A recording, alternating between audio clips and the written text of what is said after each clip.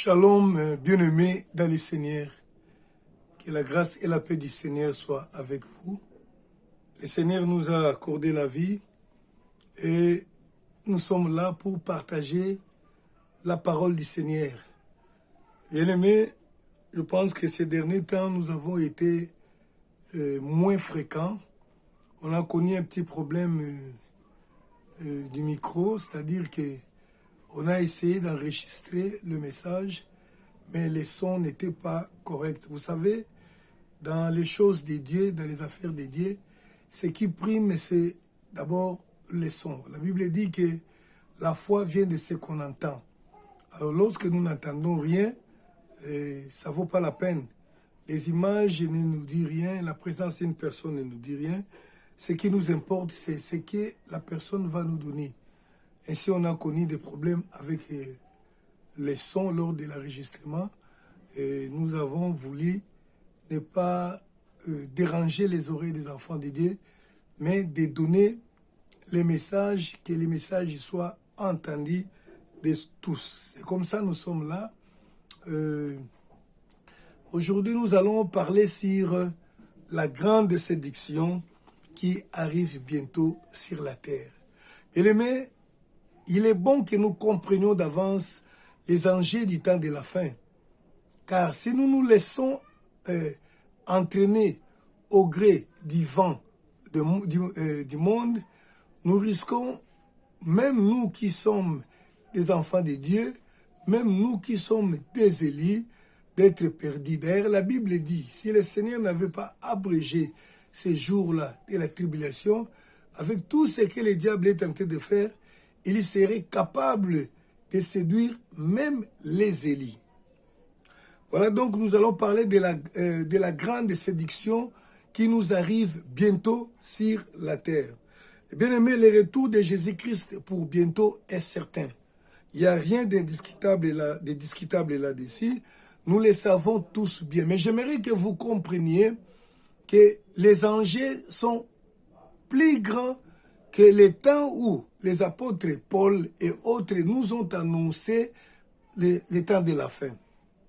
Mais une chose retient encore mon attention, c'est ce verset, Apocalypse 12, verset 12. La Bible dit que malheur aux habitants de la terre, car le diable est descendu vers vous avec une grande colère, sachant qu'il ne lui reste que peu de temps. Une grande colère, retenez bien, une grande colère. Et la Bible dit qu'il est allé faire la guerre à la postérité de la femme et à tous ceux qui gardent les commandements du Seigneur Jésus-Christ. Apocalypse chapitre 12, verset 17. Donc j'étais en train de dire que nous vivons des temps difficiles où la guerre est dans son intensité extrême. Nous devons faire très attention. Il est important que nous connaissions la façon dont les diables agissent afin que nous prenions précaution, que nous ne soyons pas comme des ignorants et que nous nous retrouvons un jour dans les salles de l'ennemi. J'aimerais que nous lisions un passage de la Bible, de Thessaloniciens chapitre 2, versets 3 et 4. La Bible nous parle de l'avènement du Seigneur Jésus-Christ, mais il y a un élément important qui va dévancer cet avènement-là du Seigneur Jésus-Christ. J'ai dit que nous allons lire des Thessaloniciens chapitre 2, versets 3 et 4. Voilà, nous allons lire des Thessaloniciens chapitre 2, versets 3 et 4. Je lis au nom du Seigneur Jésus-Christ. Que personne ne vous séduise d'aucune manière, car il faut que l'apostasie soit arrivée afin qu'on ait vu paraître l'homme du péché, le fils de la perdition. L'adversaire qui s'élève au-dessus de tout ce qu'on appelle Dieu ou de ce qu'on adore jusqu'à s'asseoir dans les temples de Dieu, se proclamant lui-même Dieu. L'apôtre Paul était en train d'enseigner, je ne veux pas que qu'on vous séduise, qu'on vous induise en erreur. Avant que ces grands événements n'arrivent, il faudrait d'abord que vous voyiez ce qu'on appelle l'homme du péché, vous devez voir l'apostasie. L'homme qui s'élève et qui se proclame Dieu. Donc la Bible est en train de nous parler de l'antéchrist. Parfois nous parlons de l'antéchrist, parfois nous parlons de l'antéchrist. Lorsque nous parlons de l'antéchrist, c'est juste pour démontrer que c'est lui qui vient avant Christ, antérieur, antécédent. Donc ce qui vient avant Christ, l'antéchrist. Et la Bible dit que je vous ai dit que l'antéchrist vient, mais il est déjà là, il est à l'œuvre. Il y en a nombreux qui se présentent. La Bible dit que parmi les signes que le Seigneur nous montre des événements du temps de la fin, de son avènement, la Bible dit qu'il y aura beaucoup de faux Christ. Voilà, il y aura beaucoup de faux Christ. Mais j'aimerais dire une chose. La Bible nous dit, nous prévient que le mystère de l'iniquité agit déjà. Toujours là dans 2 Corinthiens chapitre 2 au verset 7. Et le mystère de l'iniquité agit déjà. Il faut seulement que celui qui les retient encore ait disparu. Le mystère de l'iniquité est en train d'agir. C'est-à-dire quoi? J'aimerais que nous comprenions une chose bien aimée. Il existe dans la foi, dans la Bible, il existe dans Dieu, il existe quelque chose que nous appelons le mystère de la piété. Mais ici, la Bible nous parle encore du mystère de l'iniquité. Donc, ce sont deux choses opposées, différentes. Je dirais, le mystère de la piété est l'opposé du mystère de l'iniquité. Or, le mystère de la piété, c'est quoi? Le mystère de la piété nous est présenté dans 1 Timothée chapitre 3 au verset 16. Le mystère de la piété. C'est quoi le mystère de la piété? Et je lis. Et sans contredit, le mystère de la piété est grand. C'est lui qui a été manifesté en chair, justifié par l'Esprit, vie des anges, prêché aux gentils, crie dans le monde, élevé dans la gloire. Le mystère de la piété, la Bible dit que il est grand. Il est grand par rapport au mystère de l'iniquité, par rapport à beaucoup de choses. Mais la spécificité ou les caractéristiques du mystère de la piété, c'est quoi? On dit que celui qui a été manifesté en chair. Qui a été manifesté en chair, c'est Dieu. Il a été manifesté en chair, il a été vu, il a été touché, il a mangé avec des hommes, il est prêché parmi les gentils, il est écrit dans le monde, c'est le Seigneur Jésus-Christ. Or, qui est Jésus-Christ? C'est Dieu qui a pris la chair humaine. C'est Dieu incarné dans l'homme, dans la chair humaine. Alors, lorsque nous parlons du mystère de l'iniquité, le mystère de l'iniquité, c'est l'opposé du mystère de la piété. C'est-à-dire quoi?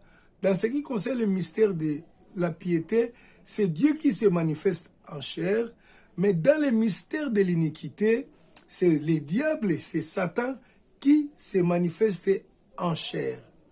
Voilà, la Bible nous parle que le mystère de l'iniquité agit déjà. Donc, dans le mystère de l'iniquité, c'est que le diable se manifeste en chair.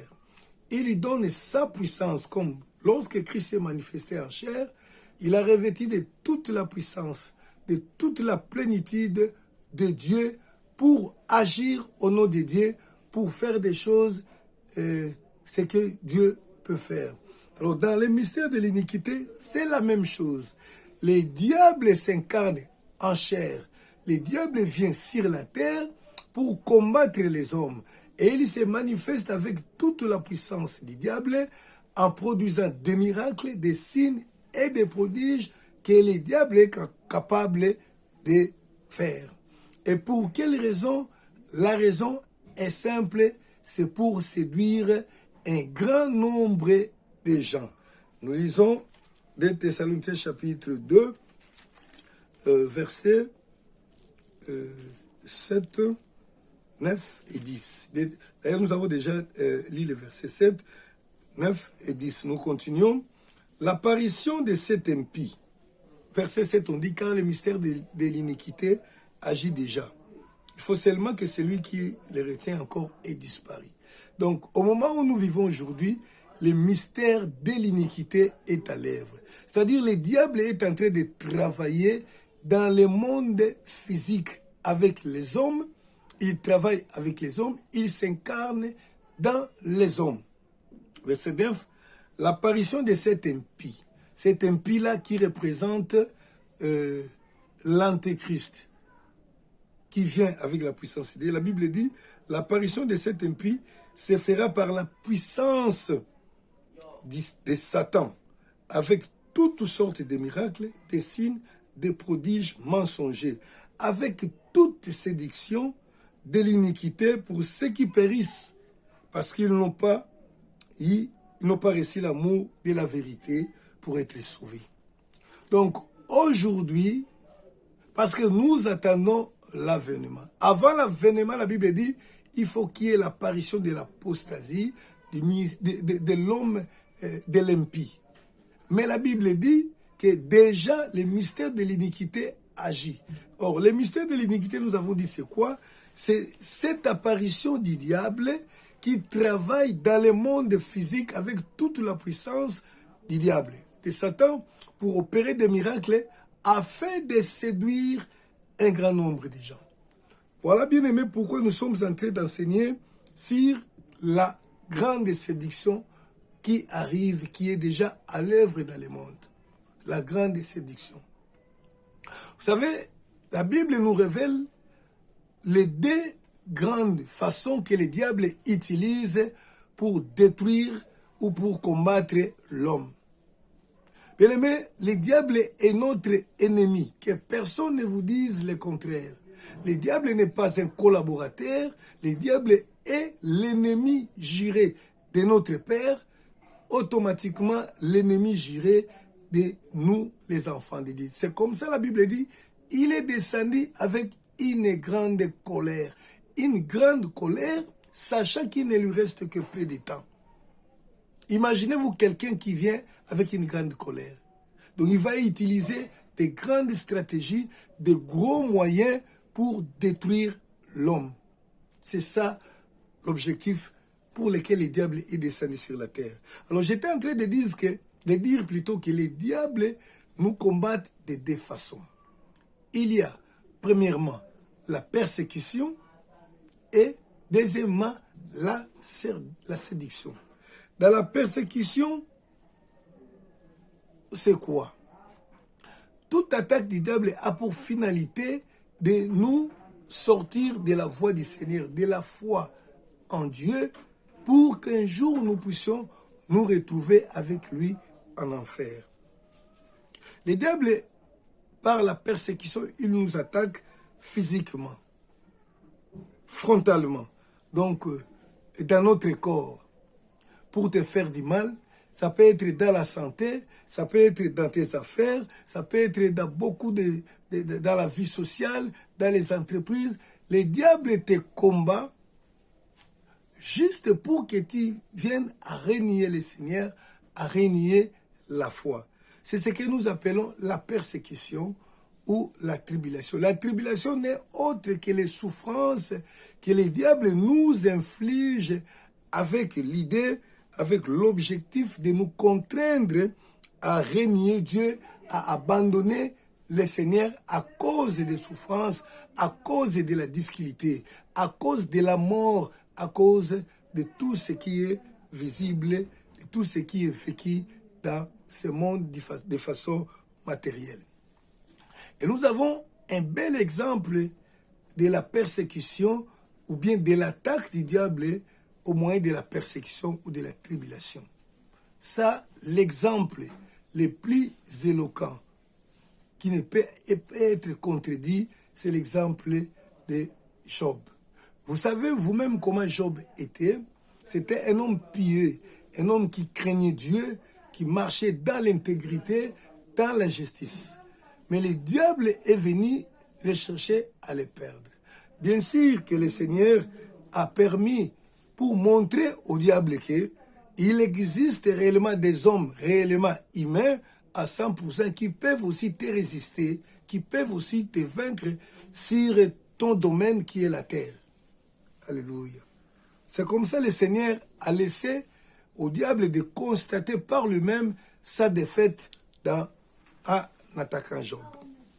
Il a attaqué Job, il a vaincu Job, et plutôt il a neutralisé les affaires de Job. Job a souffert dans son corps, il a eu des ulcères, de beaucoup de choses impossibles. Job a souffert dans ses affaires. Il a perdu toute son économie en un seul jour. Job a perdu ses enfants en un seul jour. Job a perdu tout ce qu'il possédait. L'honneur, la gloire, la dignité, Job l'a perdu. Néanmoins, Job n'a pas bronché, n'a pas renié la foi, même lorsque sa femme lui proposait d'insulter Dieu à cause de la souffrance, Job a résisté. Et Job a vaincu la persécution, la tribulation. Il a triomphé du monde, il a triomphé de l'ennemi. Bien-aimé, dans l'attaque de la persécution ou la tribulation, la chose qui nous accorde la victoire, c'est la foi. La Bible dit, la victoire qui triomphe de ce monde, c'est la foi que nous avons en Jésus-Christ. Bien-aimé, si nous avons la foi en Dieu, peu importe les malheurs qui nous viendront, nous dirons, nous avons crié pour aller au ciel. Le diable, tu peux me ravir tout, tu peux m'infliger toutes sortes d'humiliations. Moi, j'écris pour le ciel. C'est la foi qui nous donne la victoire contre la persécution, contre la tribulation. Parce que nous savons que nous sommes passagers sur la terre. Même si je manque de biens matériels, même si je souffre, je sais que c'est juste une situation passagère. Alléluia. Mais il y a un élément important qui doit résider dans la foi d'une personne afin que cette foi soit réellement victorieuse ou triomphante. La patience. La patience est un élément constitutif de la foi. Quand j'ai foi en Dieu, j'attends les promesses de Dieu. Ce qui m'aide à attendre jusqu'à la réalisation, c'est la patience. La patience, c'est cette capacité d'endurer sans broncher. La patience, c'est cette capacité de supporter les attaques sans rendre le mal par le mal. C'est pourquoi la Bible dit que Moïse était l'homme le plus patient. C'était un homme doux, patient, c'est-à-dire qu'il était attaqué, humilié, il endurait, il se remettait toujours à Dieu. Si nous avons la foi, nous ne manquerons jamais de la patience, parce que la patience est l'élément constitué de la foi. La patience nous permet de supporter les épreuves, et alors là, notre foi est vivante et debout. Dans cet enseignement, bien aimé, nous sommes en train de parler sur nous sommes en train d'enseigner sur la grande séduction qui vient dans le monde. J'ai juste fait une petite parenthèse pour expliquer que nous vivons les temps où la séduction doit augmenter. Et j'explique qu'il y a deux façons dont le diable nous attaque. Par la persécution, beaucoup de gens sont morts. Mais par la séduction, ça c'est une autre attaque. Par la séduction, c'est quoi? Par la séduction, le diable vous attaque, non pas de façon frontale, mais il cherche les moyens à vous induire dans l'erreur, sachant que cette voie dans laquelle il vous amènera à l'enfer ou au jugement de Dieu. Donc, séduire, c'est tout simplement induire en erreur. C'est exercer sur quelqu'un tous les moyens de lui plaire, en particulier pour le conduire dans un piège ou pour abuser de lui. Donc, dans la séduction, le diable utilise la ruse. Donc, il vient vers vous non pas comme quelqu'un qui vient vous attaquer. Il peut collaborer avec toi, il peut faire des alliances avec toi, il peut t'amener des choses qui démontrent qu'il veut que tu ailles de l'avant, mais la réalité c'est que il te conduit dans un piège. Il sait que tu tomberas un jour certainement. Donc il ne te dit pas la vérité, mais il essaye de te mentir en te produisant de belles choses, de bonnes choses, en te montrant les avantages, en cachant les conséquences. Il vous accompagne. Donc il peut vous laisser servir Dieu, il peut vous laisser faire de grandes choses au nom de Dieu, sachant que ce que vous faites là n'est pas agréé ou agréable à Dieu. Et nous avons un bel exemple de l'attaque de l'homme par la séduction. Nous avons dit pour la persécution, le bel exemple, c'est l'exemple de Job. Mais en ce qui concerne la séduction, le grand exemple, l'exemple par excellence que nous pouvons donner, c'est ce que nous appelons la séduction de Adam et Ève. Vous voyez, lorsque le diable est venu vers Ève, il n'a pas contraint Ève à manger les fruits. Il ne lui a pas dit, tu manges les fruits ou je te tue. Si c'était cette proposition, cette attaque-là serait considérée comme la persécution. Et pour la persécution, il suffit de résister, de dire non, et là, vous êtes un peu sauvés. Alléluia. Je disais, Ève n'avait pas été contrainte à manger. Mais qu'est-ce que le diable a utilisé? Il a parlé. Il a montré à Ève que manger les fruits défendus était quelque chose d'intéressant, était quelque chose de plaisant, c'était quelque chose qui faisait du bien, qui donnait du bien. C'est alors que, c'est à ce moment-là que Ève, de lui-même, a vu qu'il n'y avait aucun danger, je pouvais bien le faire et il a mangé. Il a été séduit, elle a été séduite, elle a été induite en erreur par les diables. Donc la séduction, je dirais que c'est une attaque qui fait très mal plus que la persécution.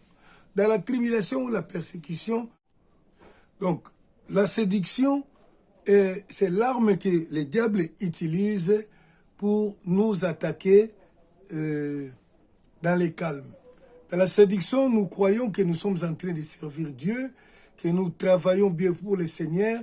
Il sait qu'en réalité, nous sommes dans l'erreur qui nous emmènera en enfer. Et la Bible nous dit que la séduction sera grande. Il y aura une très grande séduction. Pourquoi? Parce que le mystère de l'iniquité agit déjà. C'est-à-dire que le diable s'est incarné. Le diable donne la pleine puissance. Le diable travaille avec des humains en personne comme Christ était venu pour travailler avec nous, les hommes. Il a marché, il a mangé avec nous. Il a donné son pouvoir aux hommes. Le diable va travailler sur la terre pour nous combattre, mais ça ne sera pas par la persécution. Par la persécution, je sais, je suis en train d'être attaqué, je vais résister. Mais dans la séduction, moi-même, je suis ignorant, je ne me rends pas compte que je suis déjà perdu. Le diable vous accompagne lentement, il peut vous donner sa puissance, il vous donne beaucoup de choses. Vous pensez que vous vivez selon la volonté du Seigneur, alors que vous vivez en travaillant pour le diable. C'est ça l'arme que le diable va utiliser pour ces temps de la fin. Vous savez, le diable ne fait que recopier, ne nous donner que la contrefaçon de ce que Dieu fait en réalité. Comme Dieu avait fait ce qui s'est passé dans Actes chapitre 2, lorsque le Seigneur a répandu son Esprit Saint sur les disciples, de la même façon, au temps de la fin, le diable répand son esprit, l'esprit diabolique, l'esprit des démons, sur toute chair. Bon, je ne dis pas toute chair en général, c'est-à-dire sur les disciples. Parce que même lorsque le Saint-Esprit est descendu, il n'est pas descendu sur toute chair, donc sur tous les humains, mais du moins, il y descend sur les apôtres, sur les disciples. De la même façon, le diable va déverser son esprit sur toute chair. Les vieillards auront des visions, les jeunes auront des songes, il y aura beaucoup de miracles. Les signes et des prodiges que le diable va manifester en ces temps de la fin, c'est ce que nous appelons également les mystères de l'iniquité. C'est ça le mystère de l'iniquité. Le diable vit avec vous, il déploie toute sa puissance et certaines personnes ignorant qu'il travaille déjà sous la puissance de l'ennemi vont continuer à travailler avec le diable. Et mais je me souviens, il y a une année, nous avons reçu une révélation que le diable, en ces temps-ci, va utiliser beaucoup de jeunes. Et beaucoup de gens seront initiés dans la sorcellerie ou bien dans l'occultisme. Ça ne sera pas comme ça qu'une personne se décide d'elle-même d'aller chercher le diable, mais certaines personnes seront initiées dans les songes.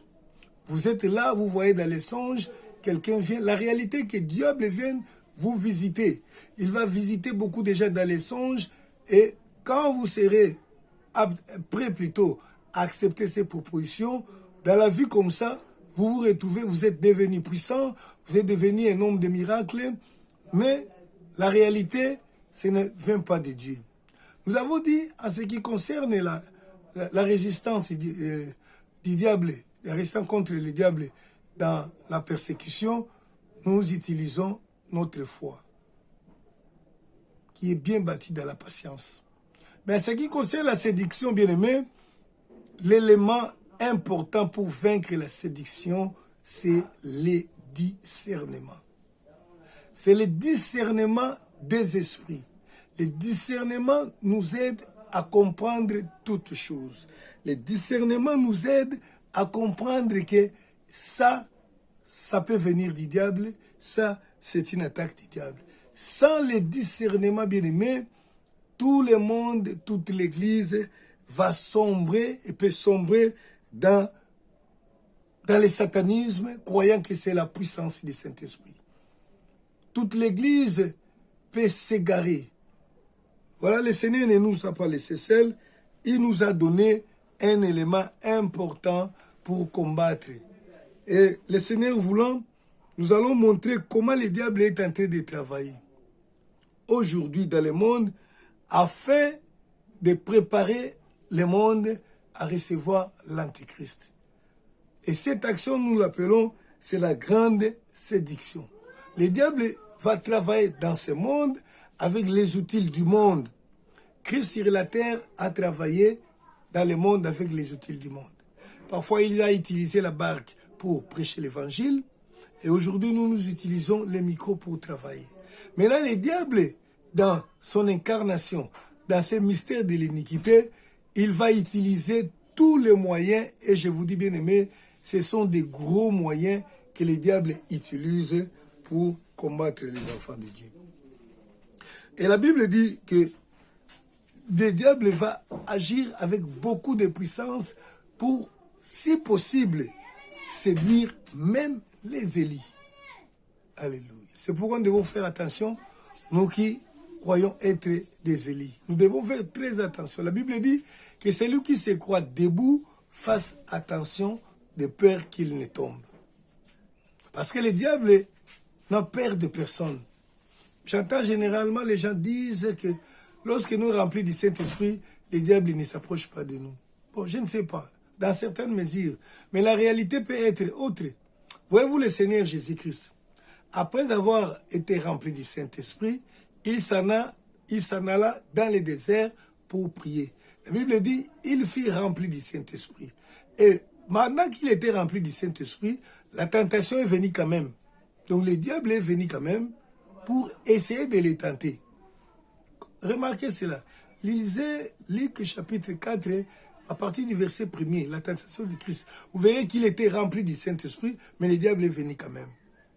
Heureusement, le Saint-Esprit dans nous, il travaille au milieu de nous au moyen du discernement des esprits qui va nous permettre de pouvoir vaincre l'ennemi. Et aujourd'hui, le diable va utiliser la science, la technologie. Et mais quand j'ai appris ces choses, je me suis dit, nous devons faire très attention. Le diable va utiliser l'informatique. Et le diable est en train de vouloir chercher aujourd'hui, au moyen de l'informatique ou de la nouvelle technologie, à prendre possession de la pensée humaine. Le diable veut contrôler la pensée de l'homme.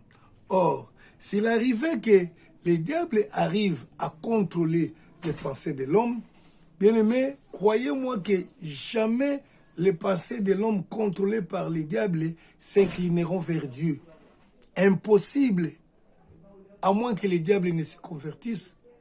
Or, il est impossible, ce n'est même pas envisageable.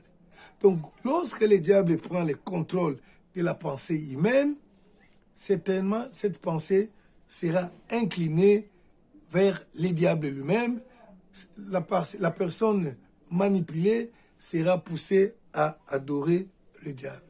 Or, aujourd'hui, à l'aide de ce qu'on appelle aujourd'hui l'intelligence artificielle, le diable est en train de gagner certainement beaucoup de points. Vous savez, il y a des choses qui vont se faire. Le diable veut commencer à parler directement dans l'homme. Or, il est déjà connu que le monde d'aujourd'hui voudrait faire la fusion entre l'homme et la machine. C'est-à-dire quoi? Le diable veut tenter de faire que l'homme soit un avec la machine. Il y a une technologie qui est déjà prête qui consiste à introduire une SIM dans le cerveau humain et que l'homme commence à travailler ensemble avec cette SIM-là. Or, lorsque une SIM est introduite, lorsque cette SIM-là sera introduite dans le cerveau humain, à partir de la SIM, la pensée de l'homme peut être manipulée de l'extérieur. La personne qui a accès à cette SIM-là peut vous donner des informations qui viennent d'elle.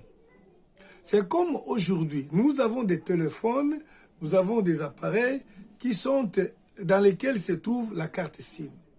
Et quand j'ai la carte SIM d'un opérateur téléphonique, à partir de ma carte SIM, mon opérateur est capable de m'envoyer des messages. Ça peut être des audios, il peut m'envoyer des messages écrits ou autres. Et le diable, lorsqu'il réussira à faire cette chose-là, le diable va commencer à envoyer auprès des chrétiens des messages et les chrétiens croiront que ce sont des révélations qui viennent de la part de Dieu. Alléluia. Imaginez-vous quelqu'un qui dort et dans l'entretemps, parce qu'il y a déjà une SIM qui se trouve dans son cerveau, à partir de cette SIM, on programme une vision, on programme un songe, on lui envoie. Il était endormi, il a vu dans les songes, ceci, cela. Il se réveille, il dit, Dieu parle tantôt d'une manière, tantôt d'une autre. Certainement, les songes que j'ai vus, ça vient de Dieu. Et le diable peut s'arranger pour que ces choses-là s'accomplissent. Parce que c'est possible que je fasse, que demain à l'école, on va faire ceci, cela à l'enfant. Aujourd'hui, je lui montre que lorsqu'il sera à l'école, il y aura ça, ça. Même si cela ne cadre pas, ne marche pas exactement à la lettre, mais en voyant beaucoup d'éléments s'accomplir, la personne dira que ce que j'avais vu était réellement les songes. Et beaucoup d'enfants de Dieu seront induits en erreur par des révélations soi-disant venant de Dieu. Le diable donnera beaucoup de révélations qui, en réalité, seront des choses contradictoires avec la parole de Dieu. Et nous allons voir comment le diable est en train de préparer cette histoire en détruisant la parole de Dieu, l'accès à la parole de Dieu, afin que lorsque le temps sera arrivé, qu'il puisse agir aisément. Mais ce qui me fait peur, c'est que ce projet-là est en train de réussir. Donc le diable va commencer à parler aux hommes par ce que nous appelons des révélations. Les gens vont commencer à recevoir des voix audibles. Vous entendez, vous êtes seul, vous entendez une voix qui vous parle à l'oreille. Vous regardez de gauche, vous regardez à droite, vous voyez qu'il n'y a personne, vous êtes seul. Cependant, vous avez entendu quelque chose. Voilà comment le diable va commencer. Et ces histoires ne viendront pas d'en haut, ça viendra de la terre. Quelque part, dans un serveur là, quelqu'un est en train de vous injecter, soi-disant, les révélations ou la parole de Dieu. Parce que beaucoup de gens ne se fient plus à la Bible, ils ne sauront pas distinguer si ça vient du diable ou ça vient de Dieu. La grande séduction est dans l'œuvre. Il va produire des visions diurnes, c'est-à-dire des visions qui seront vues pendant la journée, des visions nocturnes, et sachant lui-même que c'est lui le producteur de ces visions et de toutes ces révélations, il a aussi la puissance, il accordera aux gens d'accomplir les miracles. Et en fait de compte, les gens sauront que, à plus tard, les gens pourraient comprendre qu'ils n'ont jamais servi Dieu avec ces miracles-là. C'est ce que j'appelle la grande séduction. Le diable utilise les gros moyens. Vous savez, quand je faisais cette étude, j'ai voulu vérifier dans le monde si exactement ces choses sont faisables. Et j'ai trouvé qu'il existe une entreprise américaine qui s'appelle Neuralink. Je ne sais pas si je prononce bien le nom parce que je ne parle pas l'anglais, mais du moins cette entreprise s'appelle Neuralink, qui est fondée par un monsieur qui s'appellera Elon Musk. Certainement en anglais, son nom sera Elon Musk ou quelque chose de comme ça là. En français, j'ai dit Elon Musk, le propriétaire d'une entreprise informatique de très grande précision, high-tech, qu'on appelle Neuralink. Et ces gens ont tenté une expérience d'introduire une SIM dans le cerveau d'un chimpanzé, d'un singe, et cela a réussi à marcher. Ils ont constaté qu'ils étaient à mesure de donner des informations dans la tête du singe-là. Et là, il témoigne qu'ils ont réussi à faire jouer le ping-pong avec les singes. C'est-à-dire, le singe est arrivé à jouer un jeu avec les humains parce qu'il avait les messages qui étaient manipulés à partir de son cerveau. C'est très dangereux.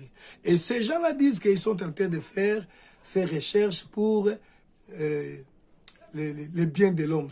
Ce sont des recherches médicales pour aider ceux qui ont des problèmes, des déficits à un certain niveau, pour aider à les soigner. Mais je vous dis, bien-aimés, qu'il existe, bien-aimés, des projets du diable.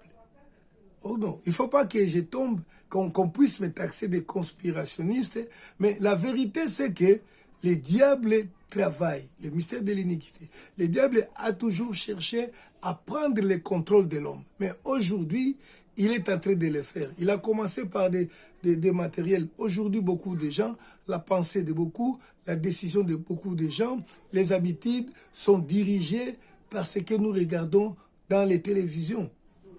Mais à cela, il n'a pas réussi. Maintenant, il veut aller loin, diriger la pensée de l'homme à partir de l'homme lui-même.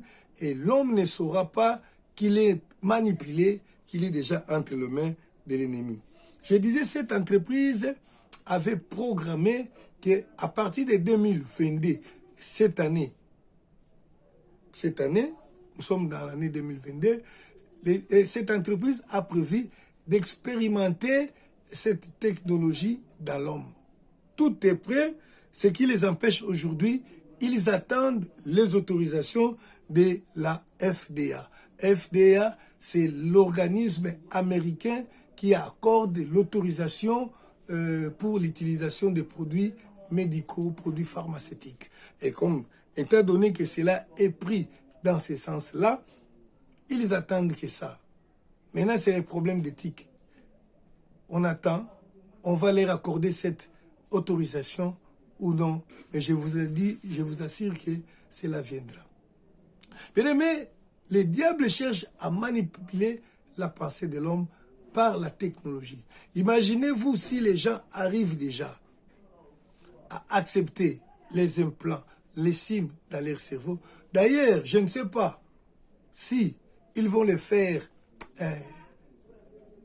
en cachette, c'est-à-dire de façon sournoise. Les gens ne savent pas qu'on leur introduit des SIM dans les cerveaux ou comment, mais du moins, cela est faisable. Peut-être le reste viendra après.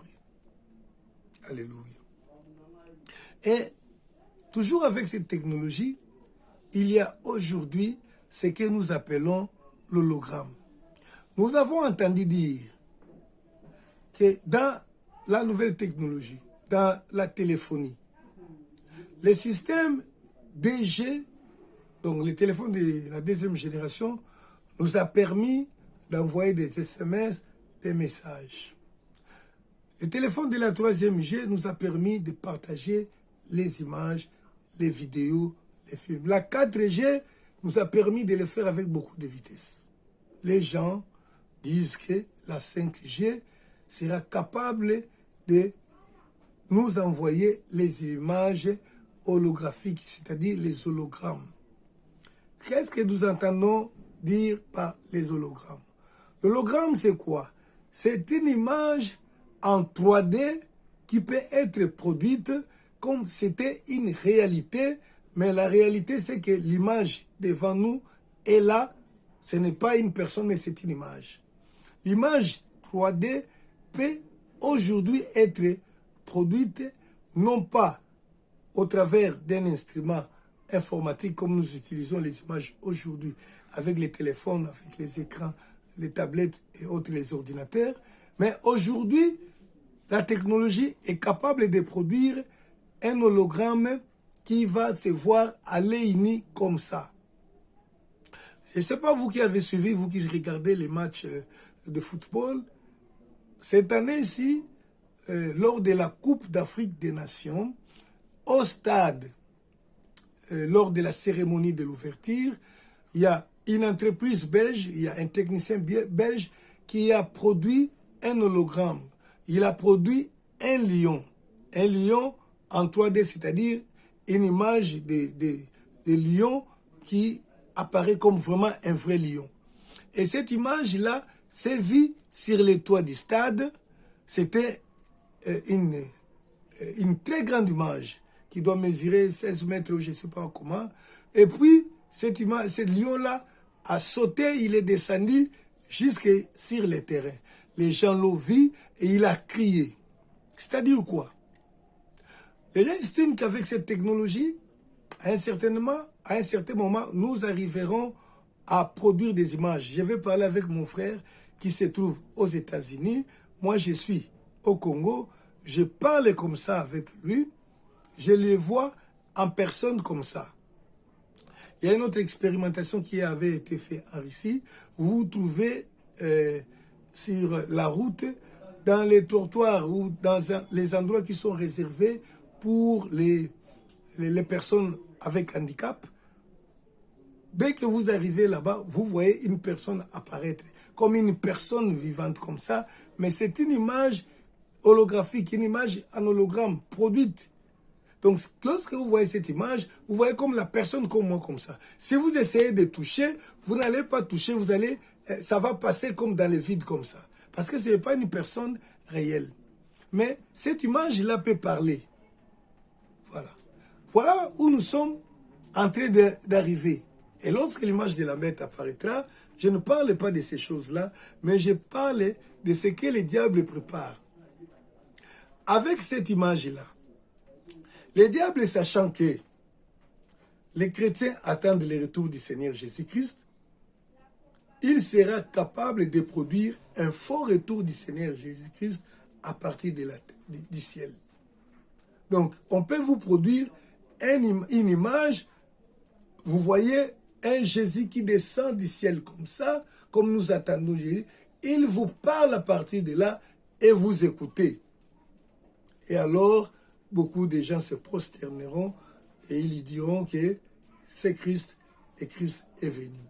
Voilà, bien aimé, pourquoi nous devons faire très attention. Donc la grande séduction est là. Nous ne devons pas dormir, nous devons enseigner aux enfants de Dieu qu'ils comprennent. Ça, je vous l'ai dit. Hein, les chercheurs ont mis au point cet hologramme qui est capable d'être vu sans avoir un casque ou une lunette virtuelle qui permet de voir ces réalités-là. Il y a une université en Angleterre qui s'appellerait, je crois, Six Sex. Je ne connais pas bien l'anglais, mais allez vérifier, vous verrez que cette université a déjà produit un hologramme, donc cette image virtuelle en 3D, c'est-à-dire qui se présente comme moi, comme vous me voyez là, mais qui en réalité peut se voir sans qu'il y ait des lunettes ou un autre support qui se voit comme ça dans les visibles. Bien aimé, la grande séduction arrive. Nous ne sommes pas arrivés là-bas. Mais bien aimé, je sais que cela est possible, que les diables transmettent les visions, il les fait déjà aujourd'hui, transmettre le message, mais ça deviendra une action de grande envergure. Comme cela s'est passé au temps de la Pentecôte, il va déverser de cette, appelez-moi, cette fausse onction-là, où les gens seront remplis de révélations. Ils croiront que cela vient de la part de Dieu. C'est pourquoi je me suis toujours dit, nous devons faire très attention.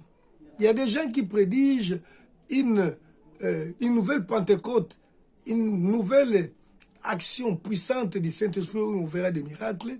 Mais quand je scrute très bien la Bible, je ne vois pas là où la Bible dit, bon, je parle sous réserve, mais je ne vois pas là où la Bible dit qu'il y aura une seconde Pentecôte, c'est-à-dire que le Seigneur va déverser avec une plus grande onction, une plus grande grâce, beaucoup de miracles, beaucoup de choses. Mais je sais une chose, la Bible promet que le diable va se manifester en chair avec beaucoup de miracles, beaucoup de prodiges, beaucoup de signes pour séduire, si cela était possible, même les élites. Mais il séduira un grand nombre de ceux qui n'ont pas eu l'amour de la vérité. La grande séduction est à l'œuvre. Mais pour ne pas tomber dans cette piège, dans ces pièges-là, il faut avoir le discernement des esprits. Parce que le discernement des esprits nous permettra de comprendre que ce qui se présente là, ça ne vient pas de Dieu. Mais tout ce qui nous arrive ne peut pas être embrassé. Il y a des choses que nous trouverons suspectes qui viennent même de nous-mêmes. Si je fais un songe, je me réveille le matin, dans les songes là, on me dit de prendre la machette et de tuer mes deux enfants pour donner gloire au Seigneur. Je me lève, je prends ces songes-là comme suspect. Parce que d'habitude, ça ne s'est pas passé comme ça, ça ne se passe pas comme ça. Même celui à qui Dieu avait demandé expressément de donner son fils, l'a pas tué. Alléluia. Et je veux me demander, est-ce que c'est encore important à ce jour? Si je me réveille le matin, le diable me dit, voilà, je te bénis, il faut que tu épouses une seconde femme. Je me vois moi-même suspect. Donc je donne confiance à rien, je laisse exercer les discernements pour ne pas se tromper. Parce que beaucoup de gens seront séduits parce qu'ils n'ont pas eu cet esprit de discernement des esprits. Je dois discerner la personne qui me parle devant, je discerne même les enseignements, je discerne toutes choses, je comprends ce qui vient de Dieu et du diable. Car dans la grande séduction, le diable va utiliser de gros moyens. De gros moyens. Et j'ai juste donné un petit truc que nous avons décelé être un gros plan de l'ennemi, le contrôle de la pensée humaine au moyen de la technologie. Et vous savez, le monsieur-là que je viens d'expliquer ici, de cette entreprise-là, monsieur Elon, il dit qu'ils ont tout arrangé pour que l'introduction de la SIM dans le cerveau humain soit une opération de moins de 10 minutes. Et cette SIM-là est minime, ce n'est pas les SIM comme les nano-SIM, les petites SIM-là que nous mettons dans nos téléphones. Donc c'est de petites choses. Et nous ne savons pas de quelle façon le diable cherchera à l'introduire. Mais du moins, cette histoire-là, lorsqu'elle sera introduite, ça sera pour que les gens arrêtent de penser à Dieu de façon normale, que les gens croient que Dieu, c'est lui, Dieu, c'est la personne que je vois pas en face là pour séduire un peu. Parce que par la persécution, c'est possible qu'ils gagnent certaines personnes, mais beaucoup, lorsqu'ils sauront que c'est la persécution, ils ne vont pas broncher. Mais dans la séduction, par la naïveté de l'homme, il pourra servir Dieu alors qu'il serait déjà écarté. Ne vous trompez pas, bien-aimés, comme me disait mon papa, il me disait ceci, il me dit, la façon dont l'Israël géographique, donc l'Israël physique et l'Égypte physique se trouvent très rapprochés, de la même façon dans les plans spirituels, parce que nous savons tous que l'Israël représente le royaume de Dieu, l'Égypte représente le royaume de Satan. Dans le plan spirituel, de la même façon, le royaume de Dieu, c'est comme si ça marche tout près, de façon parallèle avec le royaume du diable. Donc si tu ne te contrôles pas, tu peux te retrouver déjà engagé du côté du diable. Si tu ne t'examines pas, si tu n'as pas de discernement, tu peux te retrouver déjà à côté. Comme je disais, de façon physique, tu peux être en Israël. Si tu ne connais pas bien le désert, tu peux te retrouver de l'autre côté de l'Égypte, croyant que tu es toujours en Israël. Voilà pourquoi le Seigneur voudrait que nous soyons enseignés, que nous comprenions qu'il y a une grande tribulation qui va nous arriver bientôt. Et nous allons parler prochainement comment vaincre cette grande tribulation qui nous arrive. Je parle de la grande tribulation qui nous arrive très bientôt, avant que la grande événement que nous attendons nous arrive. Soyez bénis, bien-aimés, que le Seigneur vous bénisse, qu'il vous protège. Partagez les messages et abonnez-vous afin que vous puissiez continuer à suivre les enseignements de la saine doctrine. Soyez bénis au nom du Seigneur.